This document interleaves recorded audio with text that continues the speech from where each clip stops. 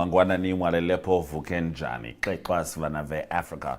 Welcome to Africa Good Morning, the news and current affairs show which remains your portal into Africa's most potent stories. Today is Friday the 20th of March, just one day before Namibia celebrates its 36th Independence Day. 36 years of independence, I think is the correct way of saying that. And we certainly wish all Namibians in the country and abroad a wonderful Independence Day as they celebrate what it means to be free, what it means to be brave and building this incredible nation. These are some of the stories we're looking at on Africa Good Morning today. CAF President defends controversial AFCON title reversal decision. South Africans protest as water crisis deepens and criminal syndicates alleged. Rhinos return to Uganda's Kidepo Valley after 4 decades of absence. Rwanda and Congo agree on steps to ease tensions in Washington talks. World Happiness Report highlights global divide as well as social media impact. African governments raise gambling taxes amid rising addiction concerns. And China urges firms to boost risk awareness after Zimbabwe mineral export suspension. We'll also be bringing you some of the news videos of the week from Namibia, as well as excerpts from our upcoming documentary, Brave and Building, dedicated to 36 years of Namibian independence. That's going to be a little later in the show. Do have a look at the L shape that is just below me right now, and you can make sure that you are a part of the celebration in this manner. DSTV 285, GoTV 25, OneUp2.com, Network Media Hub, and NTV Afrika.my.na. We have received some breaking news. Namibia's teachers are set to strike today. We'll be talking about that just after this break.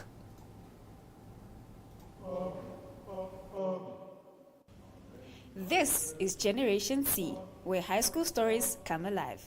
It's youth-led, youth-driven, and all about real voices from real schools.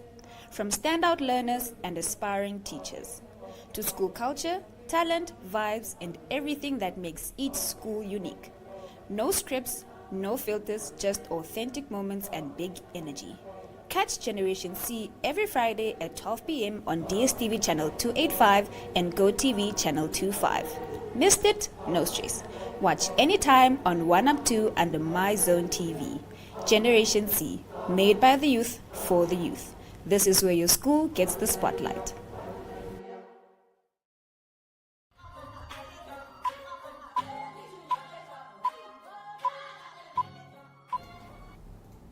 All right, so into our breaking news we go. Teachers in Namibia are set to march today, the 20th of March, as a part of planned nationwide demonstrations led by the Teachers Union of Namibia. The protest, approved by police, will proceed to Parliament under strict conditions. While the union has encouraged non-attendance to allow full participation, the Ministry of Education maintains that schools remain open and fully operational, with learners expected in class. The situation has created uncertainty for parents and students as the country witnesses a significant moment of civic action by educators demanding improved conditions, recognition, and reforms within Namibia's public education and broader civil service landscape. Do make sure that you are following Africa Good Morning on Facebook, as well as Namibian Sun, Republican, Allgemeine Zeitung, as our network media hub journalists give you updates with regards to that planned march, which is set to take place today. We now move over to Africa as a whole.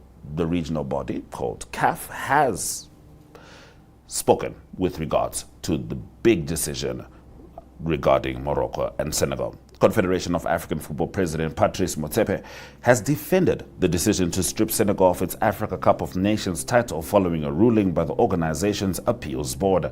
Senegal had originally secured a 1-0 victory over Morocco in the Rabat final in January, but the result was overturned and replaced with a 3-0 default win for the host nation.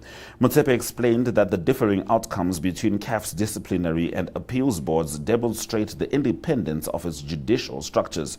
He noted that judges judges and legal experts were selected from across CAF's 54 member nations to ensure neutrality as well as integrity.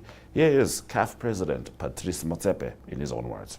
I've been informed of the ruling by the CAF Appeals Board concerning the appeal by Morocco relating to the AFCON Morocco 2025 final match.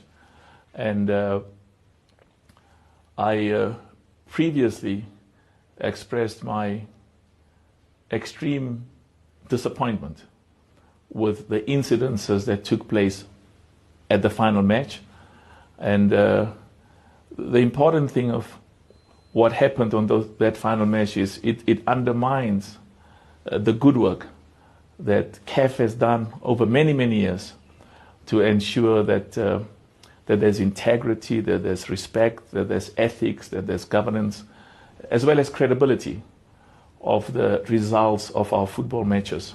The occurrences, those incidences at the final match of the AFCON Morocco exposes is the work that we are still dealing with concerning the suspicion and distrust. It's a legacy issue. When I became president, one of the major concerns was the impartiality, the independence, and the respect of referees and match commissioners. And a lot of good work has been done, but there continues to be suspicion because it's a legacy issue. It's something that has been there for many, many years, and we consistently deal with that because that's critically important. Another important matter that these incidences at the final match brought to the fore is the independence and the respect of our judicial bodies. In choosing the members of our judicial bodies, we followed a different path, different from what had been the case before. We invited each member association and we invited every zone, the 6 regional areas or the 6 zones in CAF, to give us names of respected judges and respected lawyers, because it is important that the decisions of our disciplinary board, the CAF disciplinary board, and the decisions of the CAF appeals board is viewed with the respect and integrity that's very important to us. So if you look at the composition of those bodies, they reflect some of the All right, let's move on. Residents in parts of Johannesburg have taken to the streets protesting prolonged water shortages, with some areas going without running water for more than a month. In Greenside, demonstrators waved placards and banged empty bottles demanding access to water. Protesters, including Colin Regjeski and Jenny Gillies, described the situation as unhealthy and unacceptable, citing the constitutional right to water. The crisis follows years of intermittent shortages and comes after a period of severe electricity disruptions caused by load shedding between 2022 and early 2024. Water shortages are now seen as a greater concern due to their direct impact on health. In Hammanskraal, Pastor Chepo Mahlaule said residents have gone 2 months without water. Authorities have relied on tanker deliveries, while the Democratic Alliance has alleged that criminal syndicates are exploiting the system, though no evidence was provided. Dr. Ferio Adam of Watercan explained that some contractors damage infrastructure to prolong tenders, while others illegally charge for water. We swing to the environment as rhinos have been reintroduced to Uganda's Kidepo Valley National Park for the first time in 40 years, marking a significant conservation milestone. 2 southern white rhinos were relocated as part of a plan to re-establish a population in the park, where the last rhino was killed in 1983. The Uganda Wildlife Authority confirmed the move and said 8 animals are expected in total. Decades ago, poaching wiped out rhinos across Uganda, eliminating a population that once numbered around 700 animals. UWA Executive Director James Musinguzi described the relocation location as the beginning of a new chapter for the park's natural heritage. Now, the initiative follows studies on habitat suitability, ecological needs, and security conditions, which identified Kidepo as a viable site. A secure sanctuary with fencing, ranger facilities, water systems, and monitoring technology has been established. Now, the United States hosted representatives of Rwanda and Congo, and this was in Washington this week for talks aimed at addressing the stalled peace process in Congo. The meeting marked the first engagement since the U.S. Treasury sanctioned the Rwanda Defense Force and senior officers earlier in March. A joint statement confirmed that both sides agreed on coordinated steps to de-escalate tensions and advance progress.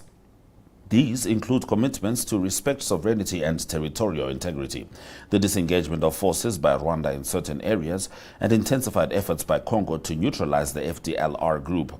The agreement also emphasized civilian protection. The FDLR was formed by Hutus who fled Rwanda after the 1994 genocide, while M23 claims to defend ethnic Tutsi communities. Let's talk about joy, love, and happiness. Who has it and who is lacking? Finland has been ranked the world's happiest country for the 9th consecutive year in the World Happiness Report 2026. The Nordic countries continuing to dominate the top rankings. Iceland, Denmark, Sweden, and Norway all feature prominently, while Costa Rica has climbed to 4th place, attributed to strong family and social connections. At the opposite end, Afghanistan remains the unhappiest country, followed by Sierra Leone and Malawi. The report also highlights a decline in well-being among young people, particularly in countries such as the United States, Canada, Australia, and New Zealand. Researchers attribute this trend to heavy social media use, with young people spending an average of 2.5 hours daily online. Teenage girls who use social media for 5 hours or more report lower self-satisfaction levels. Experts point to algorithm-driven content and visual comparisons as contributing factors. The findings come as governments consider restrictions on social media use among minors amid growing concern over its broader societal and psychological effects on younger populations. So, have to take control of your happiness. Spend a little less time on the phone screen, but do stay on the TV screen, because we're going to take a quick break and return with Namibia's news videos of the week.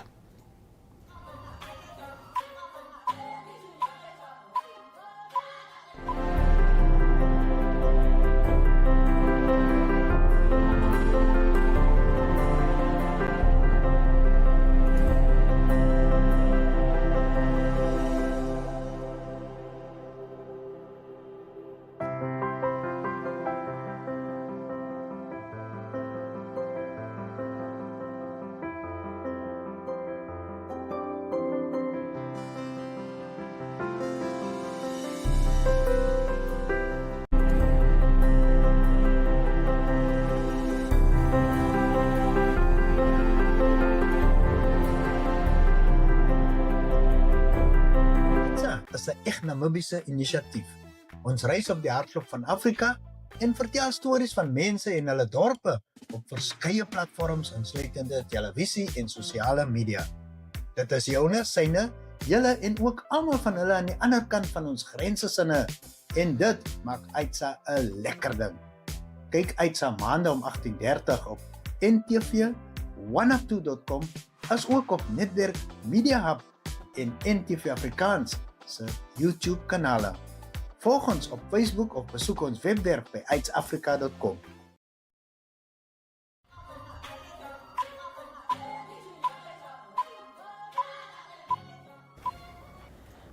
All right, let's get into Namibia. Acting Investment Executive at the Namibia Investment Promotion and Development Board, Ndeyapo Shilongo, says Namibia remains an attractive investment destination despite regulatory gaps, with efforts underway to fast-track reforms. Speaking at the Namibia-Mauritius Business Forum in Windhoek, Shilongo highlighted the country's stable rule of law, growing skills base, as well as support structures. Now, this report was brought to us by Network Media Hub journalist Phillipus. Josef. NIPDB that's here to support you. There are clear entry points. The rule of law is very stable. The policy and the regulators are catching up. So we are a little bit behind, but we are fast tracking the regulation required to support you, and we have the skills base to support you. We have a lot of young entrepreneurs with big dreams and great ideas that just need that support and investment. So what are the specific areas in which we can collaborate? FinTech is one of them. And when we talk about FinTech, even something as simple as our Minister of ICT has really been speaking about payment gateways for our creators. So our creators are not able to monetize and commercialize their art and their talent and their capabilities. And that is, for instance, one area in which we need the investments. Mobile payments and to support those in the rural areas that do not have access physically to, let's say, the banks. So we have a lot of people who are relying on banks. Payments is still an area that is open for investment. Now, the Minister of Information, Communication and Technology, Theofelus, has warned that artificial intelligence is rapidly reshaping the world of work, placing many citizens at risk of being outpaced in evolving job markets. Speaking at the book launch of Alvicha University, Theofelus said the rise of AI could render certain skills obsolete if the workforce does not adapt. She also stressed that Namibia must urgently respond to the changing technological landscape. And this video was compiled by Desmarius Hansen. Tonight we're celebrating a remarkable double milestone in Namibian scholarship. This evening we are not just launching 2 books, we are launching 2 roadmaps designed to help our nation navigate the complex intersection of law, technology, and of course, economic progress. At the Ministry of ICT, we often speak about digital transformation. But transformation is not just about building network towers or laying down fiber on the ground. It's not also just about building systems or coding solutions or using artificial intelligence. It is about building the intellectual and legal frameworks that make those towers serve our people, and AI to stand on a concrete and firm foundation rooted in ethics and the principles of public good to serve a nation. Tonight, through these 2 publications, Prof. Avara and his co-authors have provided us with exactly those particular blueprints. As the Minister responsible for information and communication technology in our Republic, I find these publications not only timely, but... We stay with Namibia as the nation celebrates 36 years of independence tomorrow. Tomorrow on NTV, DSTV 285, GoTV25, oneup2.com, ntvafrica.my.na and NTV Africa on YouTube. That's Africa with a K. We're going to be broadcasting Brave and Building. 36 years, 36 voices. This is 36 individuals expressing and reflecting on Namibia's independence and, of course, perhaps projecting what they wish to see in the future. And because we are celebrating independence during the week, we won't be having Africa Good Morning tomorrow. We've brought 4 clips from 36 years, 36 voices. Do remember that that documentary airs at 8 p.m. on DSTV 285, GoTV25, oneup2.com, ntvafrica.my.na. Here are 4 individuals sharing their voices with regards to Namibia. I will be saying goodbye now with the rest of the Africa Good Morning team. We say Sweraja Kanaka and happy Independence Day to the land of the brave.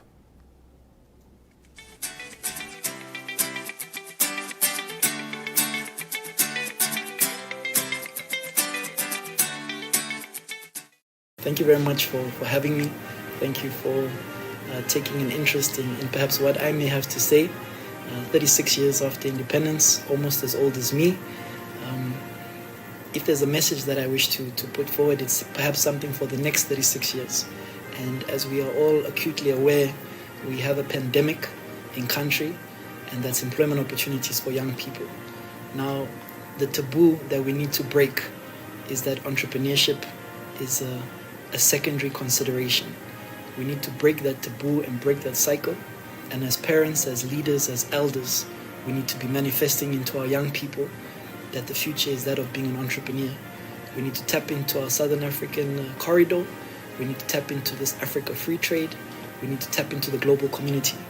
And if there's one message that I wish to share, and that's really geared toward our young people, is that the future is for entrepreneurs. I want our parents, I want our leaders, I want our elders to be speaking life into young people, to study hard, to be great, and to become entrepreneurs. And with that, we will be breaking the cycle of youth unemployment in country. So if there's any one final message, is that we only fail when we stop trying. And so if we've not stopped trying, we have never failed.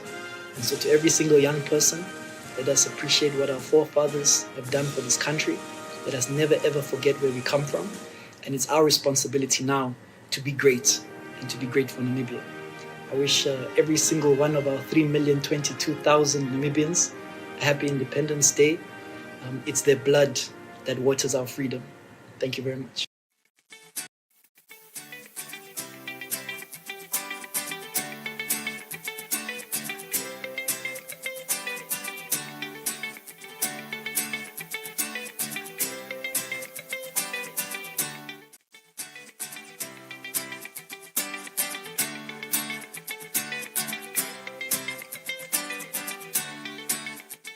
When I reflect on Namibia after 36 years of independence, the first thing that comes to mind is I feel gratitude.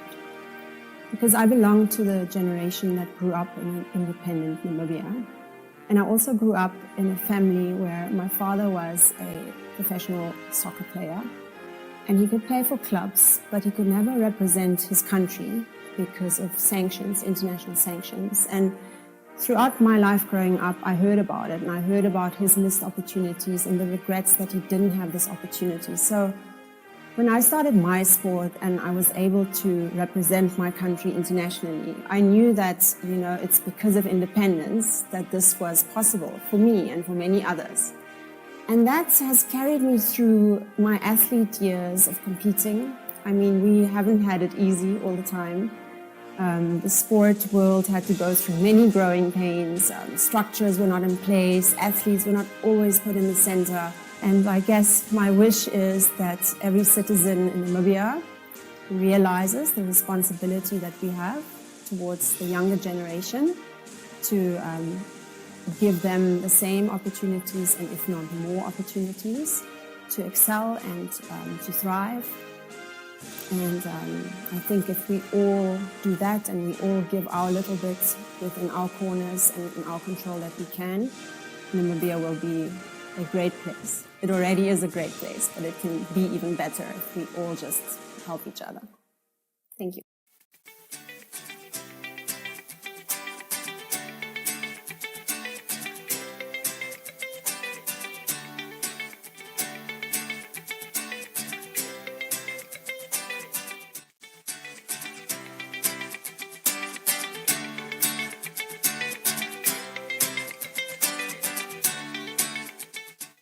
So 36 years later, I'm trying to look at it from a space of the creative industry. And I think the creative industry is sort of the heartbeat of any nation, if we are fair. I just forgot the dude's name, but he spoke something in the line of, you can write the laws of the nation, allow me to write its music. Consequently, that would also mean allow me to write its poetry, allow me to write its creative nuances. And so I think we've done well. There is an industry that I think needs a bit more attention, especially there by the theatre. I would dare say it's one of the most expensive to produce for, as far as film and theatre. But it's also the one industry that can really propel a nation to get there. So to celebrate 36 years, celebrating it with two ideas. One, we are Namibians first before you are your individual poet, I think. You know, that's why if you go out to a sports function across the world, you don't take your preferred brand, you take the Namibian flag because you are that before anything else. And two, we are only better people if we support each other from here. It's not a problem to belong to a group or a clique, but that takes longer, you know, so let's have this homogeneous approach to how we celebrate each other. Let's be in a position where we are able to correct each other. And if you have had the privilege of platform, extend that hand and extend that platform to others as well. So from me to you, happy 36th independence.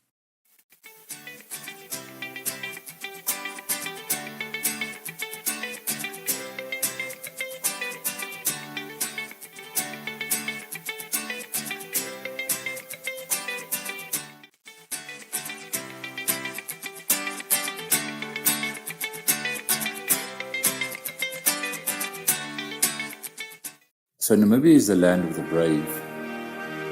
After 36 years of independence, the challenge that we all face as Namibians is, are we brave enough to take up this challenge? Challenge that the world has given us, challenge that this country has given us. And this challenge is very simple. How do we actively create jobs for this country? When you celebrate 36 years of independence, a celebration is meaningless when thousands, hundreds of thousands of Namibians don't have jobs. And so while I say happy birthday Namibia, and I say it with sound proudness, I at the same time have to use this opportunity to challenge everybody. We need to do more for our nation. Happy birthday.